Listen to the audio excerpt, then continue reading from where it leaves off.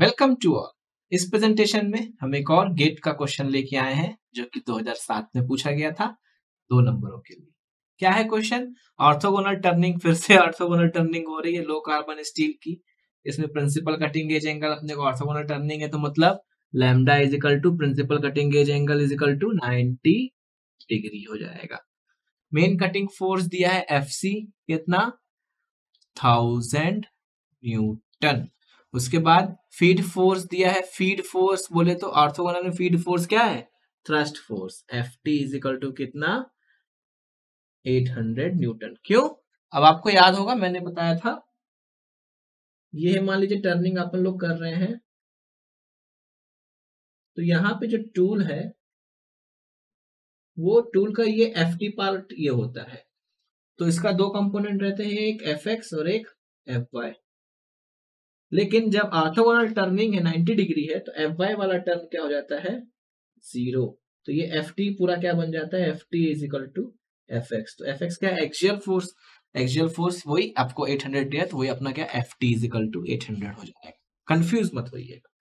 Shear force, shear angle मतलब phi is equal to कितना दिया है? 25 degree.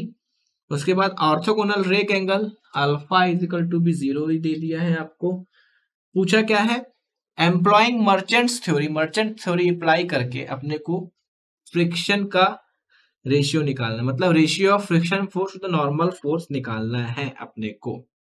Ratio of friction force to normal force क्या होता है? मतलब अपने को निकालना क्या है? Friction force upon normal force का रेशियो निकालना है, ये निकालना है। ठीक है, बन जाएगा। अपने को पता है tan beta is equal to क्या होता है? F बाय एन होता है। tan beta is equal to F by N, और F बाय एन को ही अपन लोग क्या कहते हैं? tan बीटा को ही क्या कहते हैं? म्यू। मतलब बेसिकली अपने क्या पूछ रहा है? फ्रिक्शन कोफिशिएंट पूछ रहा है। अब फ्रिक्शन फोर्स F का फॉर्मूला यहाँ पे है, F is equal to F C sine alpha plus F T cos alpha, ये ले लीजिए, upon N F C cos alpha minus F T sine alpha, ये कर लीजिए। तो इसमें अब वैल्यू, सारी वैल्यूज आपको पता है। एफ सी कितना है?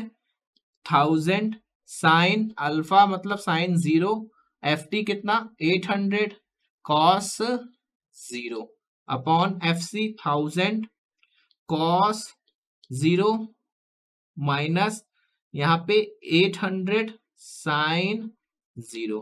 साइन 0 कितना होता है? 0, तो ये वाला पूरा टर्म 0 हो जाएगा, और cos 0 1।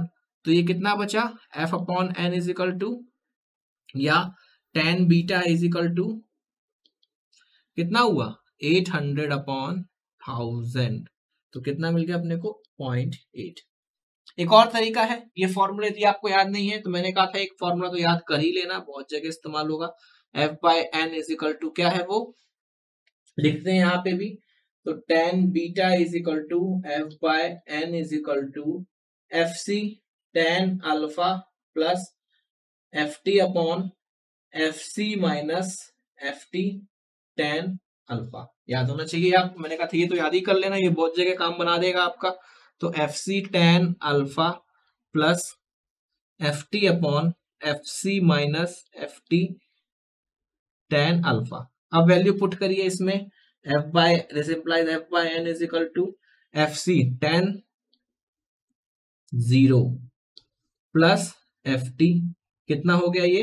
एफ सी की वैल्यू 1000 और एफ टी की, उसके बाद F C plus F T tan 0। tan 0 कितना होता है? 0 पता है, तो ये वाला पूरा टर्म 0। तो क्या बचेगा?